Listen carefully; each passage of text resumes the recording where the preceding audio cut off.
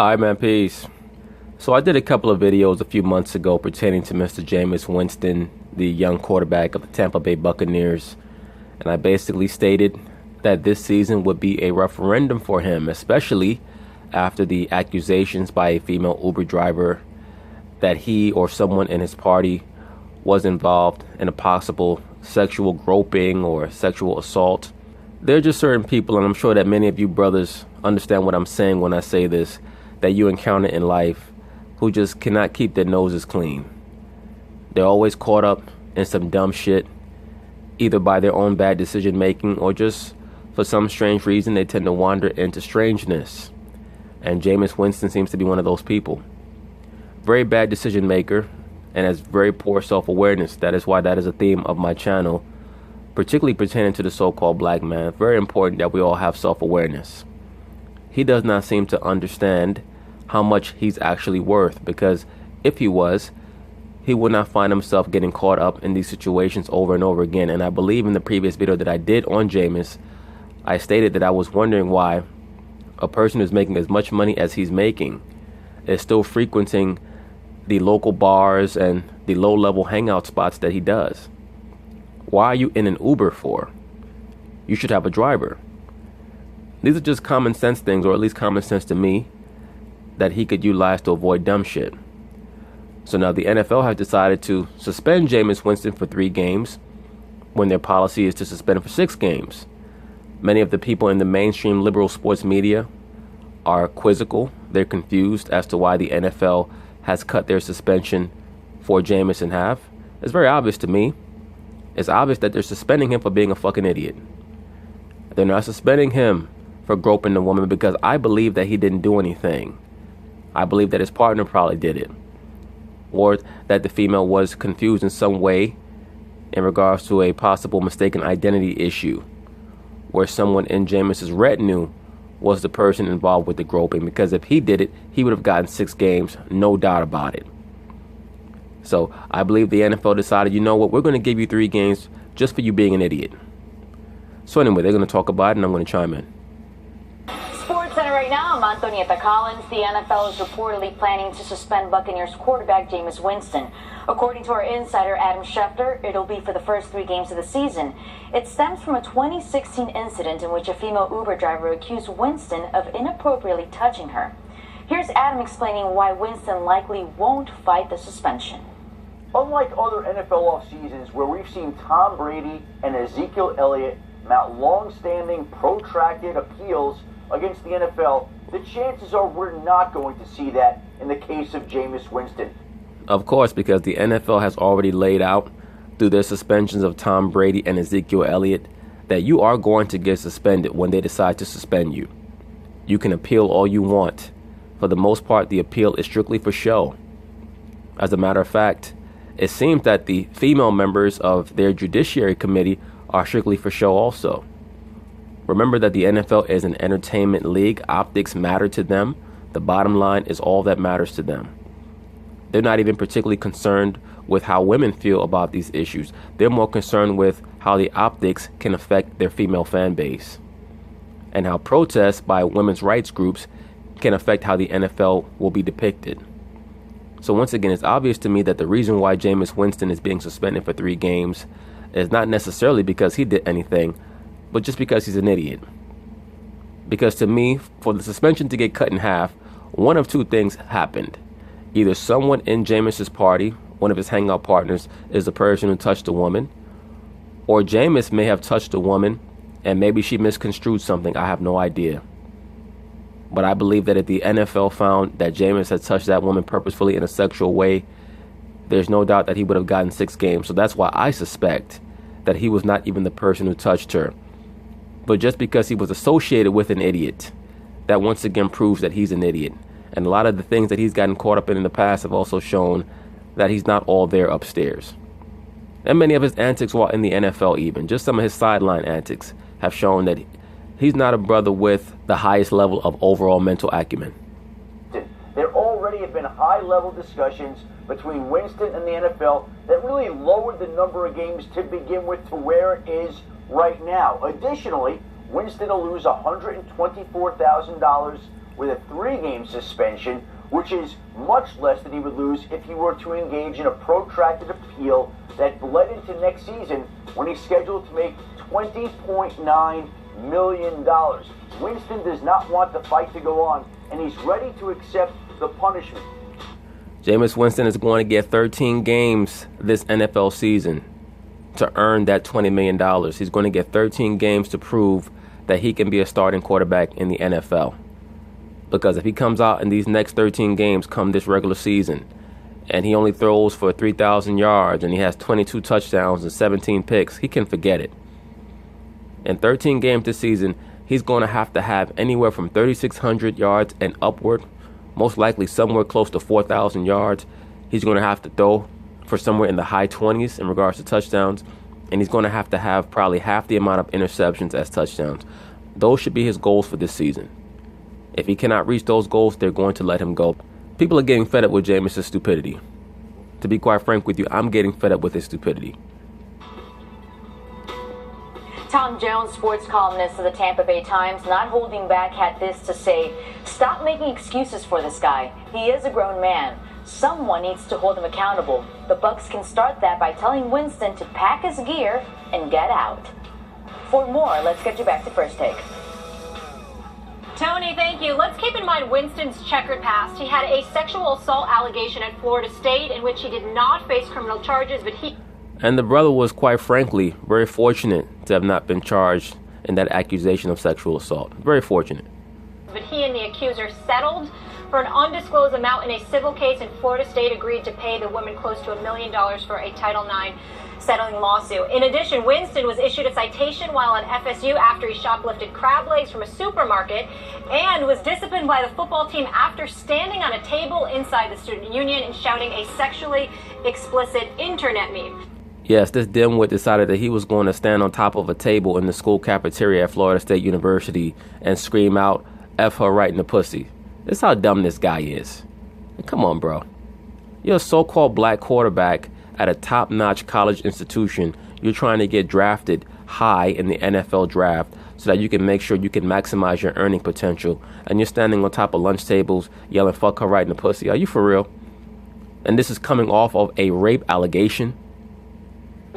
Then last year, he spoke to a group of elementary school students and told the boys to stand up and all the girls to stay seated, and that they're supposed to be silent, polite, and gentle. And as you... Well, there was nothing wrong with that. All Jameis was trying to do was establish a differentiation between the gender roles. He was saying our young boys have to be strong, right? But see, in this society, they want to teach the young boys, especially young black boys, to be deferential to women. So everybody got upset with him. I did a video about that issue when it first transpired.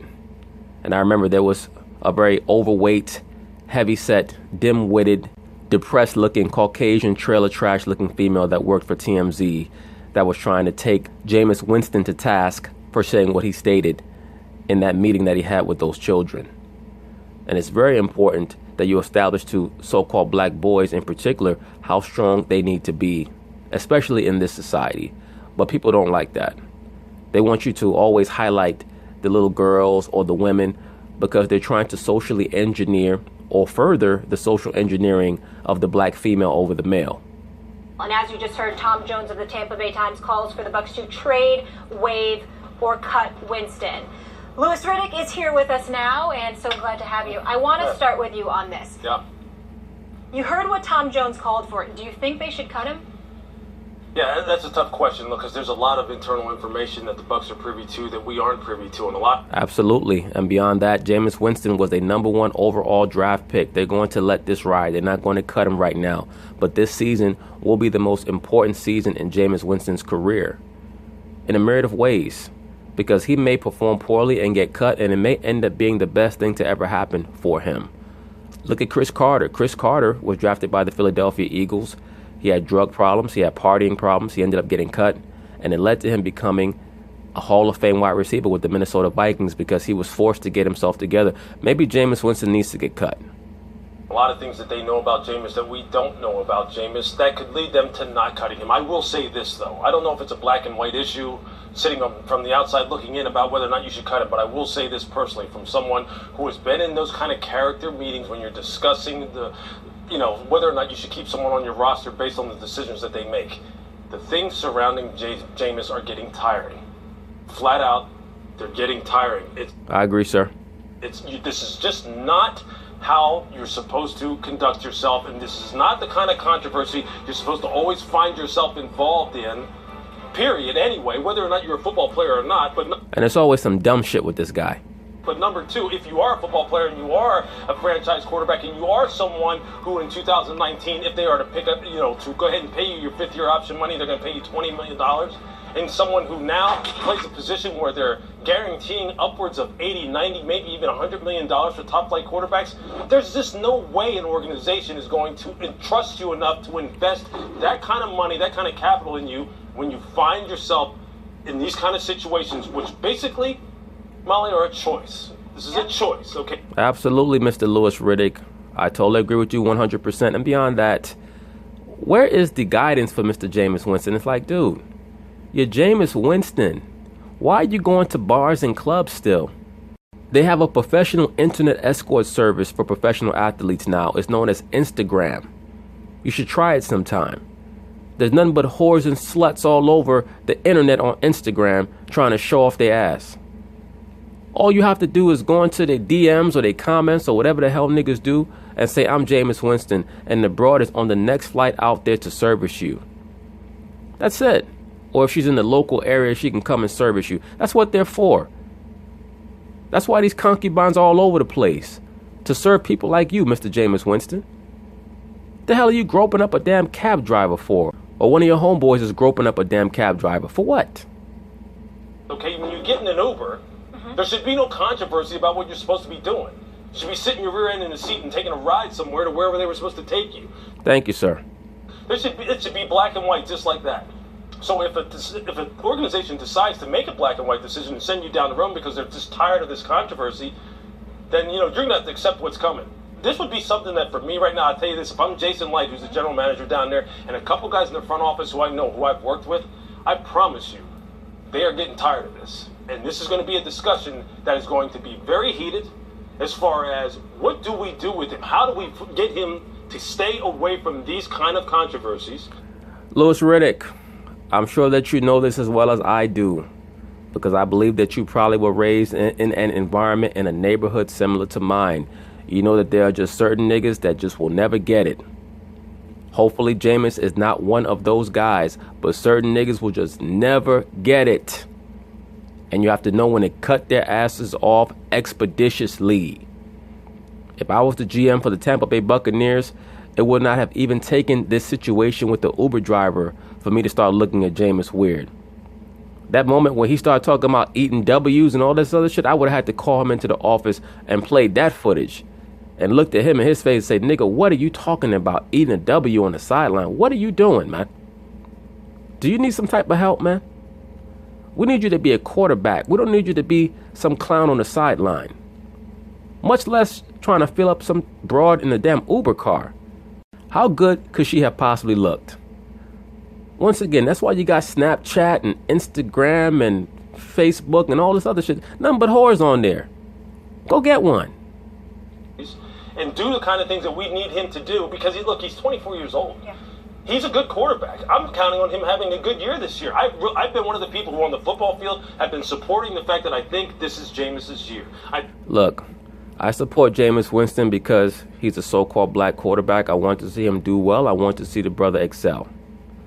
But this is Jameis's last year to prove what he can do, at least with Tampa Bay. I think this is the Tampa Bay Buccaneers' year. I think this is Dirk Cutter's year. I think this is Jason Light, the GM's year. This is a year for them in the South to go ahead and take a leap. But quarterbacks need to be held to a higher standard. There's no question about that. You're leading the team. And I'm not making any excuses. Trust me. I hope you hear the tone of my voice. I'm not making any excuses for him. Molly Karam stated that the quarterback should be held to a higher standard. Women always love to talk about who should be held to a higher standard. Well, what's the standard for women? Because as we know, the average liberal female in this society can get away with just about anything. But they always want to stipulate what the standards for men should be. I'm kind of getting tired of it. This kind of thing wears thin with me pretty quickly. And it's worn thin with me long before this with Jameis. But I've given him the benefit of the doubt because he's young, okay? And people make mistakes and people do dumb things. And he's someone who seemed to be starting to get it. And this is not just from the outside looking in. This is from talking to people and saying, we think he may be starting to get it. But when you start hearing this, when you hear this kind of thing, and now we're talking about it here on a show like this, it's a problem. And it's bad for the league as well. Yeah. Stephen A? Go ahead, Molly. Go ahead, okay. Go ahead, Max. Well, look,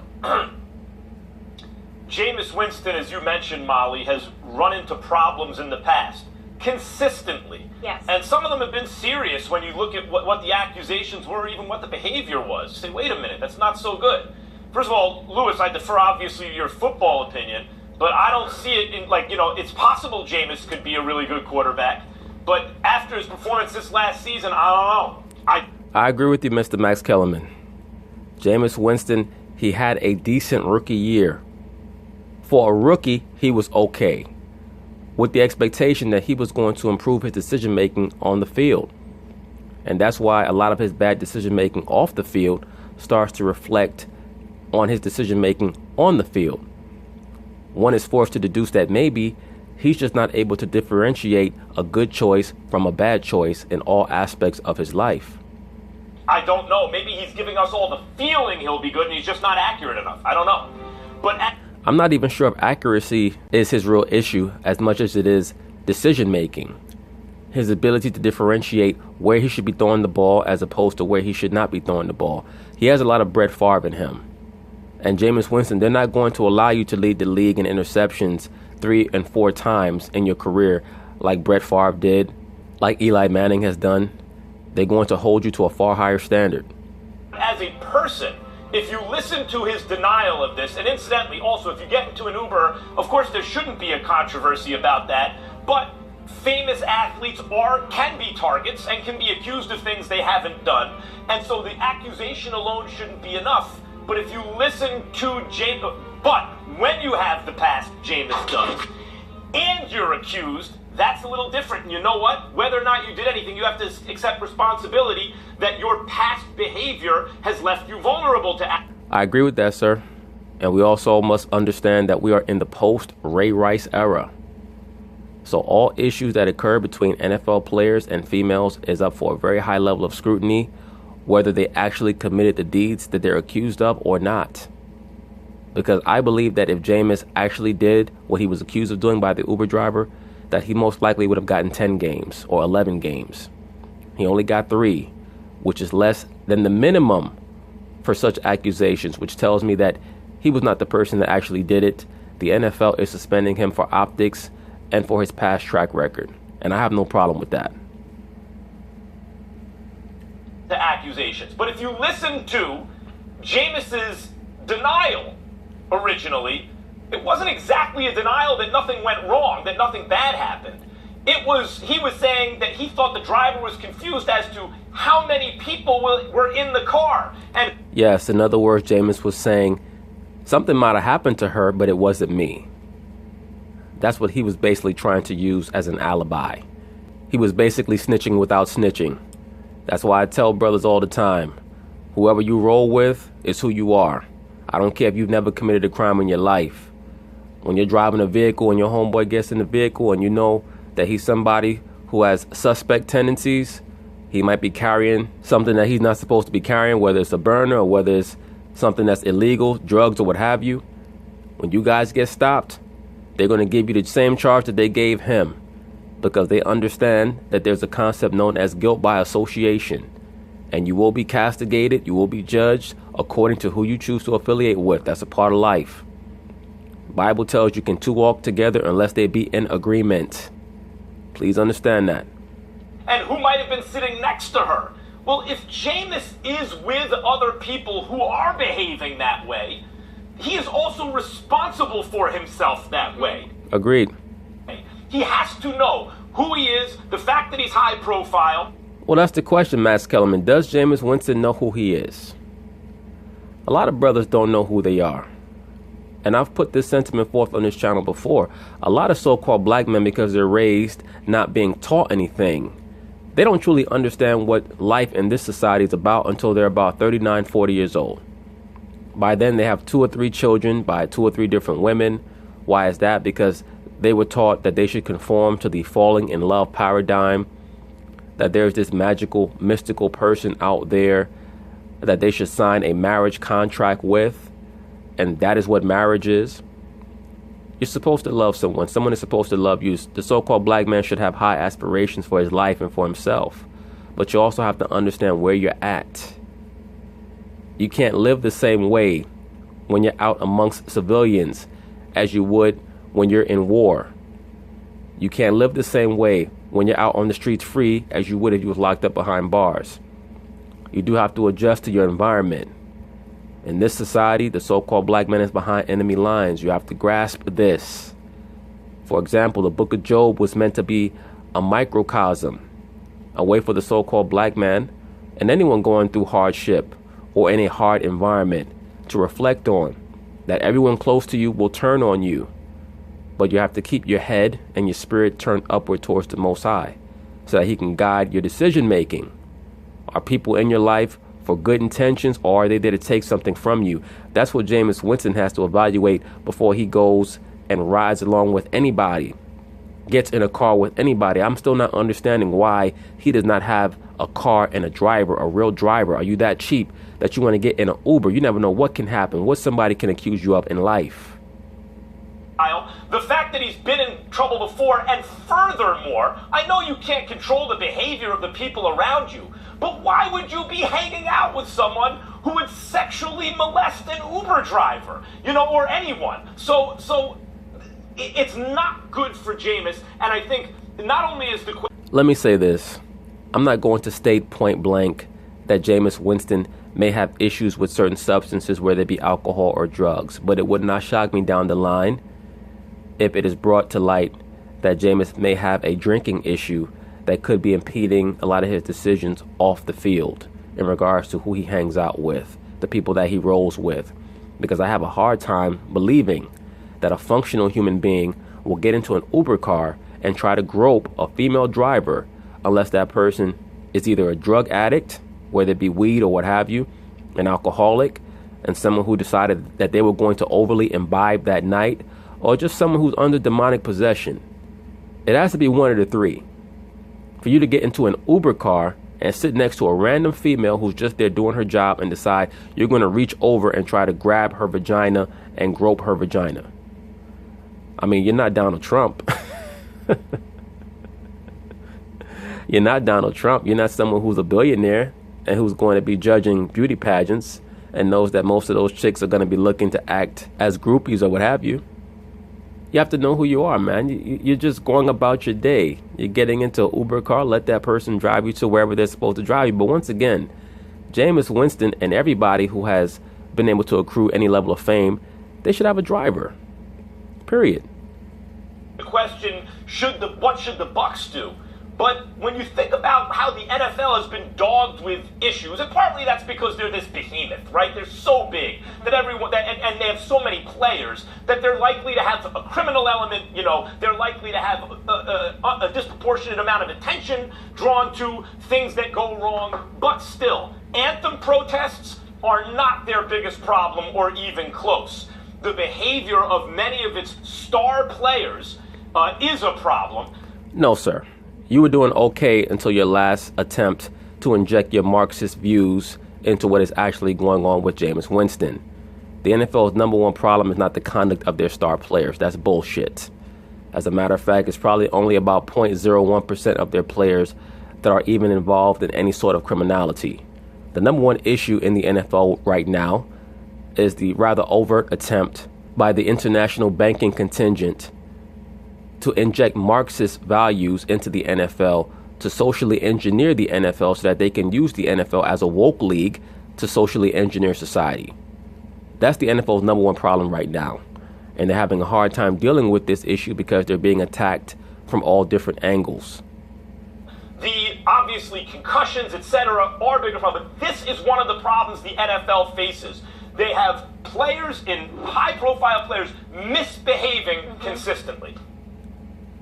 Well, I don't know if I agree with that last point, Max, because I think there's over 1,800 players in the National Football League, and a handful of players that have been, See, Max Kellerman said, yup, real quick, when Stephen A. Smith countered his point, because Max Kellerman knew he fucked up. But he was trying to sneak that little attempt at a point in there so he could try to detract away from the harm and the damage that the Colin Kaepernick protests have had on the NFL in alienating their main constituency, that being conservative Caucasians from Middle America. Cited for transgressions that obviously none of us condone. The reality of the situation is I refuse to accept the notion that they speak for the large, vast majority of NFL players out there who are acting civilized and conducting themselves like law-abiding citizens. If a handful of dudes don't know how to act, that's on them. I don't think that's on the league. That's number one. Absolutely. Number two, I agree with that, Stephen A. I made that point. The numbers are a problem for the NFL. I agree with what you said. No, sir. Your initial statement was not agreeing with what Stephen A. Smith countered you with. What you stated is that the NFL is claiming that their number one problem is the Colin Kaepernick protests. And you stated that, no, that's not the issue. The main issue with the NFL is the criminal conduct of many of its players. Stephen A. Smith is correct in refuting that nonsense. The other thing that I wanted to say is that I agree with all the other points, and I agree with you, Louis Riddick. Bottom line is that Jameis Winston can't seem to handle the responsibility of being a starting quarterback in the National Football League. That's what this comes down to. Yeah. I'm not quite sure if I agree with that, Stephen A. Smith. I believe that Jameis Winston cannot handle the responsibility of being a grown man. He has to be a grown man before he could be a quarterback. We know what the past transgressions are alleged to have been. We know that he settled out of court with the sexual assault charge. We know about what he said to the little kids that obviously was highly insensitive and irresponsible on it. No, sir, it was not highly insensitive and irresponsible. What Jameis Winston stated to those kids went against the social engineering agenda to make sure that you always exalt young black females over young black males. Why is that? Because as long as the female is presiding over your race is going to be in a morass. They're going to be in a cesspool. Because the female en masse is not a creature of order. They're agents of chaos, period. Are there exceptions to that rule individually speaking? Yes. But in general, they're agents of chaos. So that's why there's such a concerted attempt to try to impose female superiority on the so-called black race. On his part, we get all of that. That's obvious. But I'm going to come to you, Molly, and you, Louis, with this, because I'm anxious to get your response to this. I think we're letting the NFL off the hook to some degree. And here's what I mean by this. It's real easy to look at a Jameis Winston and saying, well, you know what? He's acted up. We're about to suspend him. Where are the details? I'd like to know exactly what the findings are. Because you see, he has not been convicted in the court of law. There were no police charges filed against this man. There was no arrest. There was no indictment. There's no anything. Well, Stephen A. Smith, this is the problem when the liberal sports media is allowed to influence the protocol of many of these sports leagues. They have to overreact because they're scared of how you're going to depict them optically. So now they're not even concerned with actual guilt or innocence. They're more concerned with perception. Because that is what the liberal sports media harped on when the Ray Rice incident transpired. You had a bunch of angry liberal females, especially on ESPN, Jamel Hill and Carrie Champion and Michelle Beadle, ranting and raving about misogyny and chauvinism and how females have been treated in a very disrespectful way by professional athletes for years, how they have been the victims of domestic violence for years, and how the NFL, the NBA, Major League Baseball have said and done nothing. So now they've decided that they're going to take many of their disciplinary practices against their own players to the next level to satisfy and satiate the same media that was so hungry to make sure that the players who allegedly committed these crimes or these disturbances or what have you were put through the ringer, publicly shamed, embarrassed, demonized, and stopped from making a living. That is what the same fascists, the same neoliberal fascists that work at ESPN, that's what they claimed they wanted. Now you guys are claiming that the NFL is going too far and that they actually have to substantiate the reasons behind their punishments. No, they don't. In their response to the Ray Rice incident, the NFL has already firmly established that their protocol for handling these incidents is not going to have anything to do with guilt or innocence. They're going to have a panel of so-called experts that are going to confer over the issue. But at the end of the day, the commissioner is judge, jury, and executioner. And he's also the appellate judge as well. And if he wants to, he can delegate to any of his underlings to go over the case again, should one of the players decide that they're going to appeal. Bottom line, it's not the Supreme Court, Stephen A. Smith. It's not the district court. It's not any other judiciary committee where they actually have to substantiate their rulings with empirical data or precedent. The NFL does not have to do that. Now, the strong arm of the NFL has ingratiated itself into the proceedings, obviously fallout from the whole Ray Rice fiasco. And Ding. And they've decided to do their own investigations. Fair enough, Lewis. Fair enough, Molly. I want to know details. Yeah. What? You're not qualified to ask for details, Stephen A. Smith. You're not qualified to ask. Because whatever clout you may think that you have as a media member in regards to questions that you may have for a legitimate court, that's not going to hold water with the NFL. They don't have to answer a damn thing. As a matter of fact, they don't even have to pay attention to the females that they've hired to scrutinize the parameters of these cases from a quote-unquote female perspective. They don't even have to pay any attention to them. So why would they give a shit about you? What did you find that ultimately led you to say this man deserves to be suspended for 3 games? Because here's my proposal. I think the NFL should hand down a suspension. And then I think the Tampa Bay Buccaneers should come and hand down an additional suspension. Yep. Because what you're saying is we're not going to lean or lean on the NFL to do our due diligence or our dirty work for us. We will take it upon ourselves to exact whatever punishment we believe he deserves as well. Well, here's the issue with that, Stephen A. Smith. The coaches of the Tampa Bay Buccaneers are too busy working out their players, working on schemes and strategies to make sure that their offense, defense, and special teams are operating at optimal levels, to be concerned with forming a judiciary committee for a player who may not have even done anything. The Tampa Bay Buccaneers may investigate the situation and decide that Jameis did not do anything and we need him to start all 16 games. Why would you leave it up to a team to discipline their own player? What's implied with the commissioner and his office handling these issues is that they're going to be quote-unquote impartial, at least in theory. So they're not letting him off the hook, and they're not getting him off the hook. But I think we're all letting the NFL off the hook when we allow them to just arbitrarily decide what suspension individuals are going to get without telling us why. Yep. We have a right to know, and this man has a right to know. Let us know exactly what your findings are so we will know exactly why he's suffering this suspension. Okay, Stephen A., so I'm going to do this, and this might be naive, and I'm going to trust the fact that they did their due diligence and they found enough to suspend him. I also think that he cannot be the face of a franchise or a leader of a team at this point. He's shown us too many times. But here's the other thing where I'm disappointed with the league specifically. I have it right here. I'm going to read it. So they gave him 3 games. Now, here's the policy, and we talk about consistency and accountability. So this is why I'm disappointed yet again. Lewis, I want you to chime in. It says, with regard to violations of the personal conduct policy that involve criminal assault, battery, domestic violence, dating violence, child abuse, sexual assault, so grabbing a woman's genitals is sexual assault. A first offense will subject the offender to a baseline suspension without pay of 6 games. So, Lewis, I ask you this, and it's a tough question. So why are we at 3 games here? Well, it's not really a tough question at all. The reason why you're at 3 games is because it's clear that the NFL has found that Jameis Winston was not the one who grabbed that female's genitals, but he was associated with an idiot that did so. At least it's obvious to me. The only other possibility is that Jameis Winston's hand wandered over to that person's area and he was not aware of it, but that would have gotten him 6 games. There's no doubt in my mind about that.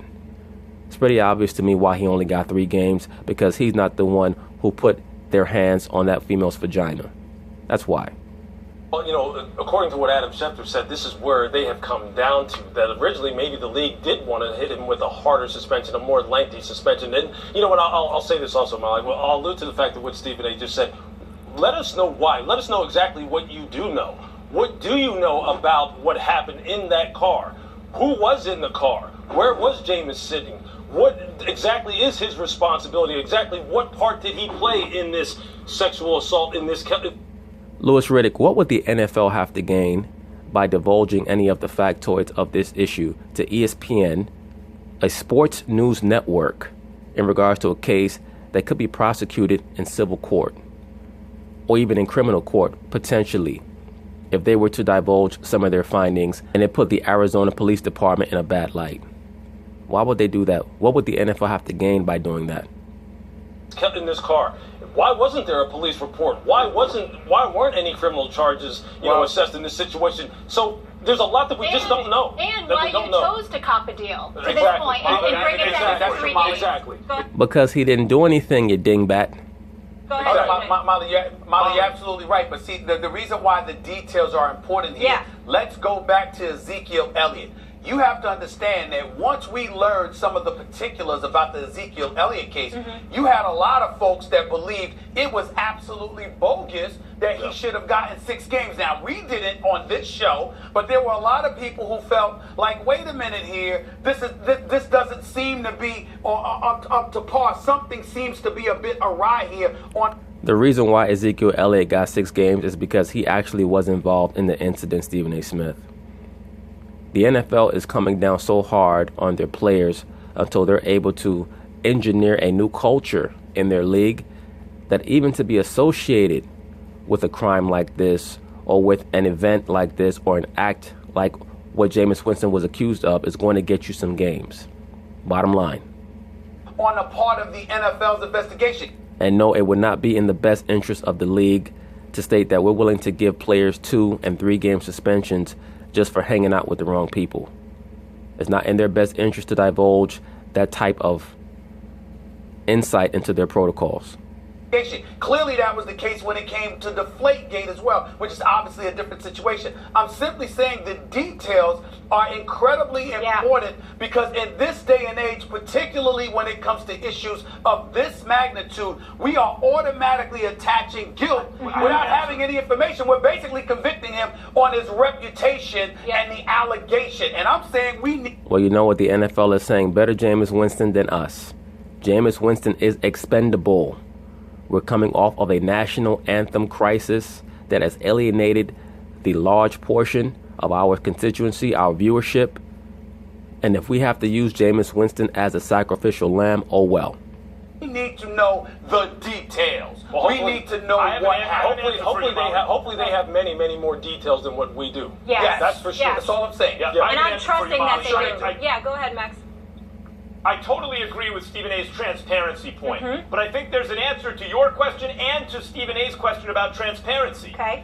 Everything the NFL does seems like a political calculation, an economic calculation. They don't seem to have an internal moral compass. They never make decisions, it seems to me, based on what they feel is right or wrong. It's always about their bottom line. Well, that's going to happen when you're running a corporation, when you're running a business, Max Kellerman. ESPN establishes protocols based on their bottom line. Ask Jamel Hill and Michael Smith. So there's an accusation, which if true is 6 games, but if they don't know if exactly it's true, okay, we'll split the difference, 3 games. We'll see how that plays. Corporations exist to make money. Yep. They are amoral. They are only as moral as the people in them who make decisions for them. And the NFL has shown time and again their only consideration seems to be the bottom line. They need to develop some kind of internal morality and follow that. You're 100% right. And Lewis, I'll just say this before I let you. Well, the NFL is never going to develop any type of internal morality. And when you use a term like morality, you have to put that word in quotes because morality for every person is different, Max Kellerman. Let you go. The guys know this, but the NFL is my favorite sport. NFL Junkie came from NFL Network last season. Yeah, you came from NFL Network, where you were known for prancing around in tiny skirts and little dresses, and those NFL players would always make sexually charged jokes towards you, and you were forced to deal with that. Season was kind of disappointing, a lot of injuries, a lot of factors. So now we go into the season again, and we're going to be talking about sexual assault the first 3 games, and who's staying in the locker room and who's on the field. And I'm disappointed, distracting us from this game. Right, but who is distracting you? That's not the NFL's fault. That's not the NFL's fault that you're going to be talking about national anthem protests. That's Colin Kaepernick. He's the one who came with that silly shit. A lot of the pro-blacks that want to run with that. That has gotten the so-called black community nowhere, as gestures never get anyone anywhere. You actually have to have a plan. You actually have to be able to strategize, which many of our people have lost the ability to do because they want to lead with their emotions. But that's not the NFL's fault that the first few games of the season, the media is going to be paying attention to who's saluting the flag and who's singing along to the national anthem as opposed to who's staying in the locker room. You guys are the ones who can decide to no longer put the camera on those guys if that's what you choose to do. But you're not going to do that. In regards to Jameis Winston, he's an idiot. And he's brought a lot of this negative attention on himself. That we love. It's become an all too familiar refrain. I echo your sentiments. It is unfortunate. 100%. All right, Lewis, thank you so much. Appreciate you. We'll see you on NFL Live. Sure. But anyway, that's it on Mr. Jameis Winston. We'll see how things turn out for him. This is going to be a major, major season for Jameis. So peace.